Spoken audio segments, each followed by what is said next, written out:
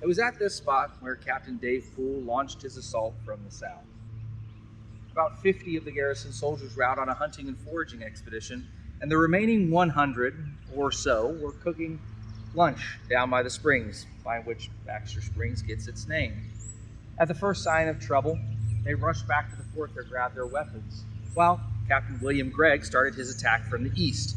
Now, it was common during this time for the families of the soldiers to live in encampments near the fort itself, and this was no different in Baxter Springs. However, Captain William Gregg rode his troop through those encampments, killing soldiers and civilians alike. And just one family, Soldier Dennis McNary, was killed, his wife was shot in the hill, and his child was shot in the lung. Gregg then rode his men past the fort toward the western tree line to launch their assault from there. Blair's troops began to fire on the fort.